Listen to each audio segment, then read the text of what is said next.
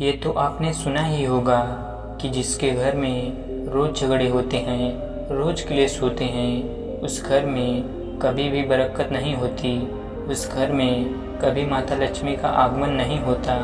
और जिसके घर में सुख शांति होती है, उसके घर में सुख समृद्धि के आगमन होती है और माता लक्ष्मी का निवास उसके घर पे सदा बना रहता है। इस कहानी को सुनने के बाद हमको ये पता चल जाएगा कि हमें घर में लड़ाई झगड़े क्यों नहीं करना चाहिए, और जिसके घर में लड़ाई झगड़े होते हैं वो उन झगड़ों को कैसे रोक सकता है। क्योंकि घर में सुख शांति का होना बहुत ज़रूरी है, क्योंकि जहाँ सुख शांति होती है वहीं माता लक्ष्मी निवास करती हैं। जहाँ क्लेश उत्पन्न होते हैं, लड़ाई झगड़े उत्पन्न होते हैं, वहाँ माता लक्ष्मी का वास उत्पन्न नहीं होता, वहाँ पर दुख और दरिद्रता का निवास होता है। आज की कहानी जो मैं आपको सुनाने वाला हूँ, ये एक मोर और मोरनी की कहानी है और ये कहानी बहुत ही ज्ञानवर्धक है। जो लोग इस कहानी को पूरे मन से और पूरे दिल से सुनेंगे, उनके घर में कभी भी क्लेश उत्पन्न नहीं होगा, उनके घर में हमेशा सुख और शांति बनी रहेगी, उसके घर में माता लक्ष्मी का सदैव आगमन बना रहेगा। हो सके तो इस कहानी को पूरा सुने। यह कहानी बहुत ही ज्ञानवर्धक कहानी है, इसे ज़रूर सुने। कहानी छोटी सी है लेकिन बहुत गहरी है। इससे पहले कि आप इस कहानी में खो जाएं, इस चैनल को सब्सक्राइब जरूर कर लें। तो चलिए कहानी शुरू करते हैं। एक जंगल में एक मोर और मोरनी रहते थे। मोर और मोरनी बहुत ही हंसी खुशी जंगल में रहा करते थे। एक दिन मोरनी मोर से कहती है कि हे पिया जी, हमें यहाँ से चलना चाहिए, हमें वहाँ चलना चाहिए जहाँ हमारे समाज के लोग रहते हैं। काफ़ी सारे मोर और मोरनी रहते हैं, हमें वहाँ चलना चाहिए। मोर मोरनी से कहता है कि प्रिय, अगर हम वहाँ चलेंगे तो लड़ाई झगड़े होंगे, हम दोनों ही जंगल में कितना सुकून से रहते हैं, हमें वहाँ जाने की क्या ज़रूरत है। लेकिन मोरनी जिद करने लगती है तो मोर भी मान जाता है। मोरनी के जिद करने पर वे दोनों उड़कर एक नगर में आ जाते हैं। उस नगर का राजा पशु पक्षियों की भाषा को आसानी से समझता था। उस राजा ने ग्रह शास्त्र की पढ़ाई की थी। ग्रह शास्त्र का मतलब ही यही होता है कि पशु पक्षियों की भाषा को समझ पाना। वह राजा सभी प्रकार के पशु पक्षियों का आवाज़ को समझ पाता था। हर जीव जंतु के आवाज़ को वह बखूबी समझता था कि वह क्या कह रहा है। दोनों मोर और मोरनी उसी नगर में आ जाते हैं। एक दिन की बात है, राजा अपनी रानी से कहता है कि हे रानी, मुझे बहुत तगड़ी भूख लगी है, आप मुझे भोजन खिला दीजिए। राजा की रानी 36 प्रकार के भोजन बना करके एक हाथ में पानी का लोटा और दूसरे हाथ में खाना की थाली लेकर राजा के पास पहुंचती हैं। रानी जैसे ही भोजन का थाली राजा के समक्ष रखती हैं तो एक चावल का टुकड़ा नीचे गिर जाता है। वहीं पे कुछ चींटियां घूम रही थी तो एक चींटी चावल के टुकड़े लेकर वहां से जाने लगती है। राजा बैठा इन सब घटना को देख रहा था। उस चींटी के पास में तुरंत ही एक बड़ा चींटा आया और वह चींटा उस चींटी से कहता है कि हे प्रिय, यह चावल का टुकड़ा मुझे दे दीजिए और तुम वापस जाओ, उस राजा के थाली से दूसरा चावल का टुकड़ा लेकर आओ। उनकी बातों को राजा पूरी तरह से सुन रहा था, क्योंकि राजा हर जानवर पशु पक्षियों की भाषा को समझ सकता था। तो राजा वहीं बैठा सुन रहा था कि चींटा चींटी से यह बात कह रहा है। चींटी चींटा से कहती है कि नहीं, मैं नहीं जाऊंगी। अगर ये बात राजा को पता चल जाएगी तो राजा मुझे मार देगा। फिर चींटा चींटी से कहता है कि तुम जाओ, राजा को नहीं पता चलेगा। चींटी फिर से जाने की कोशिश तो करती है, लेकिन आधे रास्ते से वापस चली आती है और चींटा से कहती है नहीं, मैं नहीं जाऊंगी। हो सकता है राजा को पता चल जाए और राजा मुझे मार दे। राजा उन दोनों को देख रहा था तो चींटा को इस बात का भान हो गया कि राजा हमारी बात को समझ रहा है। चींटा फिर चींटी से कहता है कि देखो, लगता है राजा हमारी बात को समझ रहा है, राजा ने हमारी बातों को सुन लिया है। इसीलिए वो हमें ही देख रहा है। चींटी चींटा से कहती है, अगर राजा ने हमारी बातों को सुन लिया है और अगर ये बात राजा किसी और को बताएगा तो उसी समय पत्थर का बन जाएगा। राजा चींटा और चींटी की बात को बखूबी सुन लेता है और समझ लेता है। राजा इस बात को सुनकर हंसने लगता है। राजा को हंसी आने लगती है। जैसे ही राजा को हंसी आती है, उधर राजा की रानी रसोई से बाहर आती है। वह जैसे ही रसोई से बाहर आती है, राजा उसे हंसता हुआ दिखाई देता है। रानी राजा को हंसते हुए देखकर सोचने लगती है कि शायद मुझसे कोई गलती हुई, इसीलिए राजा साहब हंस रहे हैं। रानी राजा के पास आती है और कहती है कि हे महाराज, क्या मुझसे कोई पाप हुआ है? क्या मुझसे कोई गलती हुई है कि आप इतने जोरों से हंस रहे हैं? राजा रानी से कहता है कि नहीं नहीं, ऐसी कोई बात नहीं है, मुझे बस यूं ही हंसी आ गई। रानी जिद करने लगती है और कहती है, आपको मुझे बताना ही पड़ेगा कि आप क्यों हंस रहे हैं। राजा बार बार मना करता है क्योंकि राजा को पता था, क्योंकि चींटी ने ही कहा है, अगर मैं चींटी वाला बात किसी को बताऊंगा तो मैं पत्थर का बन जाऊंगा। इसीलिए राजा रानी को ये बात नहीं बताना चाहता था, लेकिन रानी बार बार जिद करती हैं और कहती हैं कि आपको मुझे बताना ही पड़ेगा कि आप क्यों हंस रहे थे, और अगर आप मुझसे सच्चा प्रेम करते हैं और अगर आप मुझे अपना रानी समझते हैं तो आपको ये बताना पड़ेगा कि आप क्यों हंस रहे थे। अब राजा बड़ा ही धर्म संकट में पड़ जाता है। राजा सोचता है, अगर ये बात मैं रानी को बताऊंगा तो मैं पत्थर का बन जाऊंगा, और फिर सोचता है अगर मैं नहीं बताऊंगा तो रानी का विश्वास खत्म हो जाएगा। रानी बहुत जिद करने लगती है। कहते हैं ना कि तिरियाहट और बालहट बहुत तगड़ी होती है, इन दोनों हट से हमेशा बच के रहना चाहिए। रानी के तिरियाहट के सामने राजा को झुकना पड़ता है और राजा रानी से कहता है कि ठीक है, अगर ये बात मैं आपको बताऊंगा तो बाद में आपको पछताना पड़ेगा। रानी कहती हैं कि अभी तो आप कह रहे थे कि कोई बात नहीं है, अभी आप कह रहे हैं कि मुझे पछताना पड़ेगा। रानी कहती हैं कि ज़रूर कोई तगड़ी बात है, और रानी और ज़्यादा जिद करने लगती हैं। तब राजा कहता है, ठीक है, और अगर आप नहीं मान रही हैं तो चलिए किसी जंगल में मैं आपको ये बात बताऊंगा। राजा रानी रथ पे सवार होकर के जंगल में निकल जाते हैं। जैसे ही वो घंघोर जंगल में पहुंच जाते हैं, तब राजा सारी बात रानी को सुनाने लगता है। जैसे ही राजा थोड़ी थोड़ी बात रानी को सुनाते गया, वैसे वैसे वो धीरे धीरे पत्थर का बनता गया।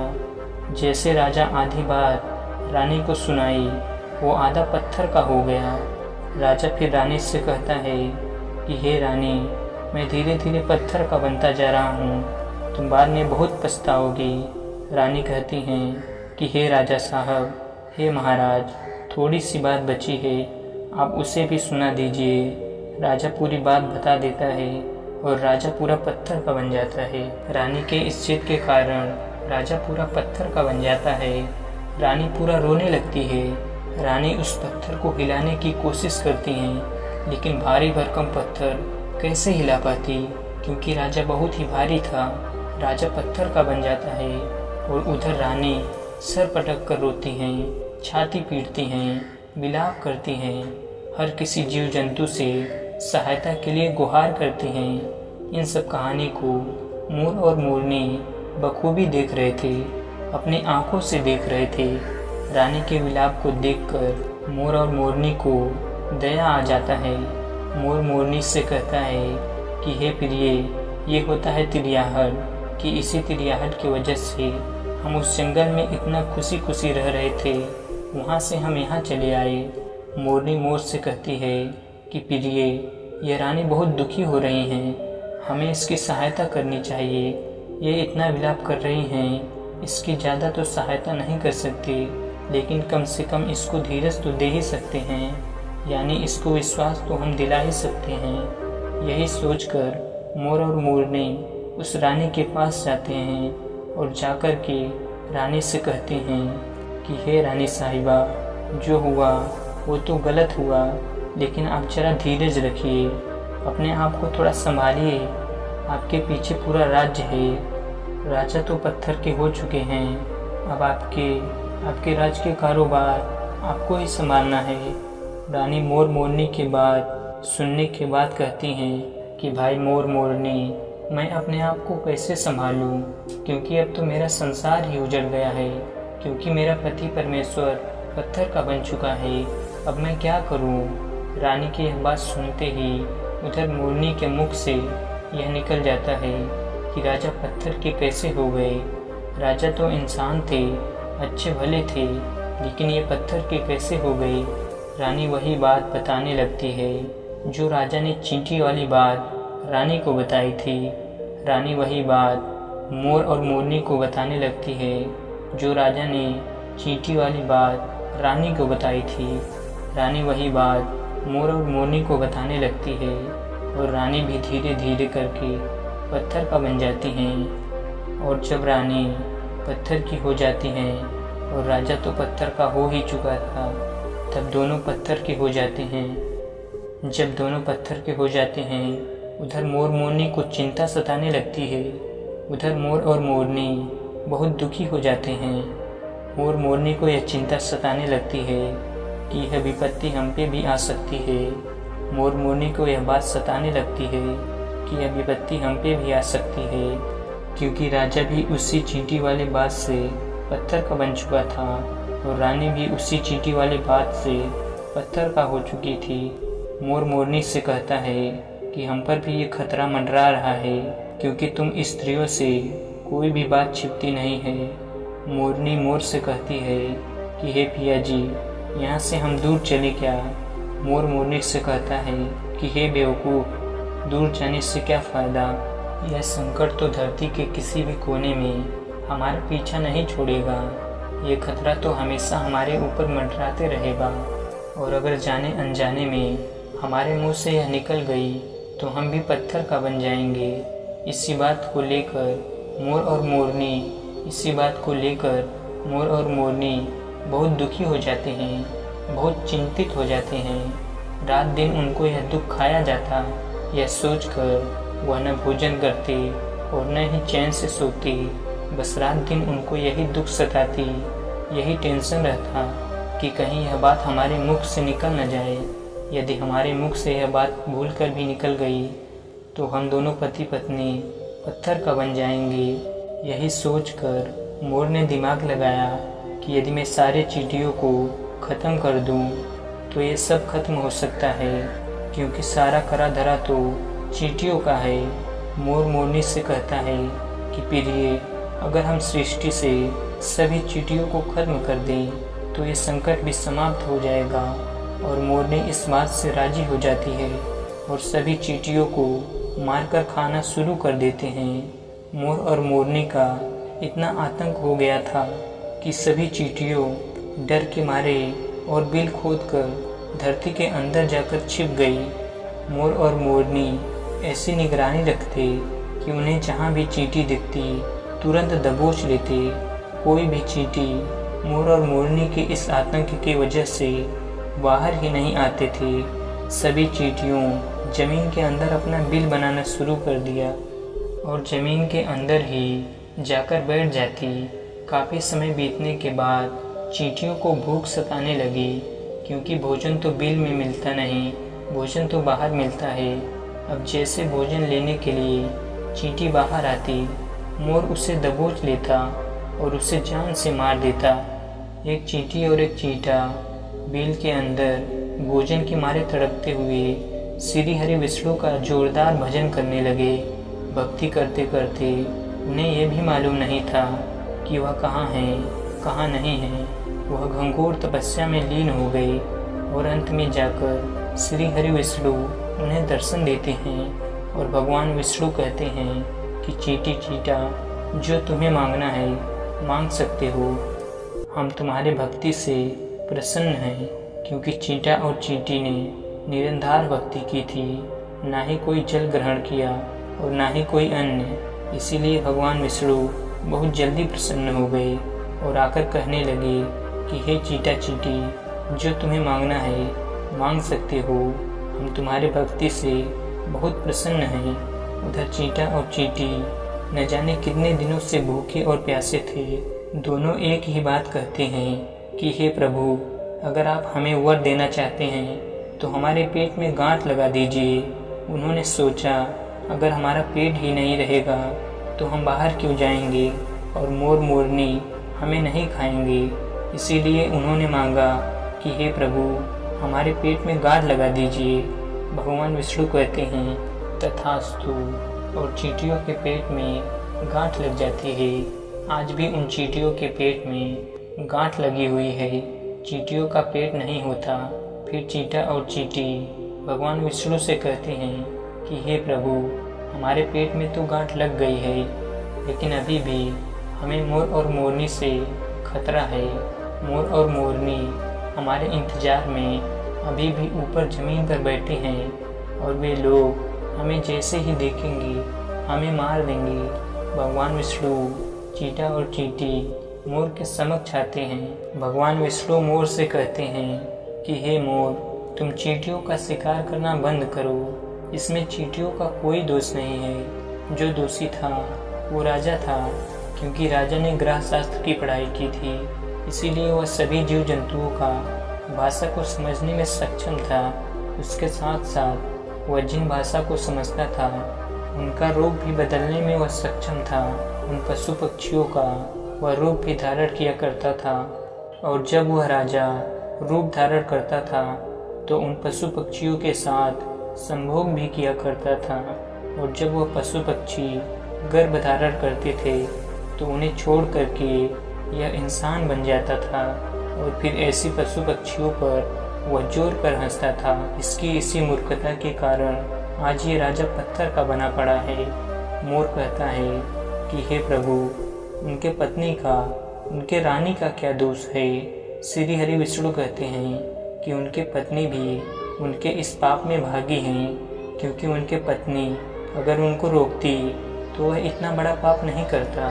इसीलिए उनकी रानी भी इस पाप के भागीदारी हैं। इसीलिए आज वो भी पत्थर का बन चुकी हैं। श्री हरि के समझाने के बाद, श्री हरि के कहने के बाद मोर उनसे कहता है कि हे प्रभु, अगर इस बात को हम किसी और से कहें जो कि रानी ने मुझे सुनाई है तो क्या हम पत्थर का बन जाएंगे। श्री हरि विष्णु कहते हैं कि तुम्हारा ये श्राप समाप्त हो चुका है। तुम्हें किसी से कहने पर फर्क नहीं पड़ेगा। आप किसी से भी कह सकते हैं। तुम्हारे ऊपर से यह खतरा टल चुका है। उनका खुशी का कोई ठिकाना नहीं था। श्री हरि विष्णु अंतर ध्यान हो जाते हैं, वह चले जाते हैं, और इधर मोर मोरनी का खुशी का कोई ठिकाना नहीं था। और अगर किसी जानवर को, किसी पशु को खुशी होती है तो वह झूमने लगता है, नाचने लगता है। यही बात मोर के साथ हुआ। मोर को जब ये पता चला कि उनके ऊपर से खतरा टल चुका है तो वह खुशी में नाचने लगा, जोरदार नाचने लगा। उसकी खुशी का कोई ठिकाना नहीं था। वह खुशी के मारे पागल हो रहा था।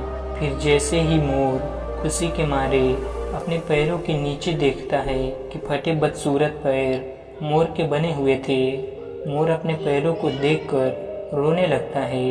मोर सोचने लगता है कि पहले मेरे पैर इतने सुंदर थे, लेकिन आज इतने फटे और गंदे कैसे हैं। मेरा पूरा बदन सुंदर है, लेकिन मेरा पैर इतना फटे और बदसूरत कैसे हैं।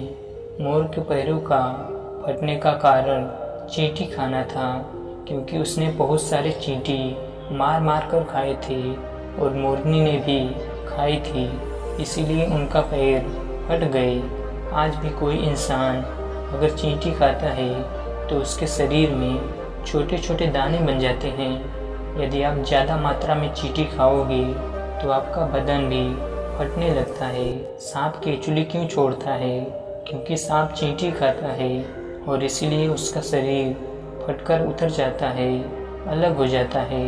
इसी तरह मोर के पैर भी फट गए थे, वह बदसूरत हो गए थे। इसीलिए मोर अपने पैरों को देखकर जोर जोर से रोने लगा। मोरनी मोर को धीरज रखवाती है और कहती है, जो हुआ वो तो हो गया, रोने से क्या होगा। मोर नाचता और जोर जोर से रोता, इसीलिए उसके आंखों से आंसू के धारा बह रहे थे। मोरनी मोर को धीरज रखवाती है और उसके आंसुओं को नीचे गिरने से रोकती है, लेकिन रोक नहीं पाती।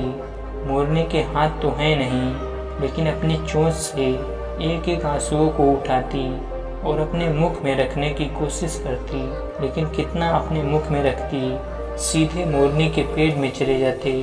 इस तरीके से हर बार मोरनी मोर के आंसुओं को रोकती और मोर नाचता और मोर खूब जोर जोर से रोता। मोर के आंसुओं को देखकर और मोरनी के प्यार को देखकर भगवान श्री हरि फिर से दर्शन देते हैं। मोर मोरनी को आशीर्वाद देते हैं और कहते हैं कि तुम्हारा प्रेम ऐसे ही सदैव बने रहे। इस आशीर्वाद की वजह से आप इसे आशीर्वाद समझिए या श्राप, इसकी वजह से मोर कभी संभोग नहीं कर पाता, क्योंकि मोर जब नाचता है उसकी आंखों से आंसू गिरते हैं और उन आंसुओं को मोरनी चुभती है और उसी आंसुओं के कारण मोरनी गर्भवती हो जाती हैं।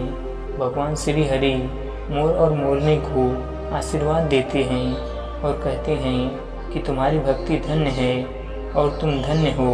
एक समय ऐसा भी आएगा कि तुम्हारे पंख को हम मुकुट बनाकर धारण करेंगे। इसीलिए कहते हैं कि जब श्री कृष्ण के रूप में श्री हरि धरती पे आते हैं तो वह मोर का पंख अपने मुकुट में धारण करते हैं। इस कहानी में बस इतना ही। हम उम्मीद करते हैं कि आपको इस कहानी से कुछ सीखने को मिला होगा। तो चलिए मिलते हैं किसी अगली कहानी में। तब तक के लिए अपना ख्याल रखें।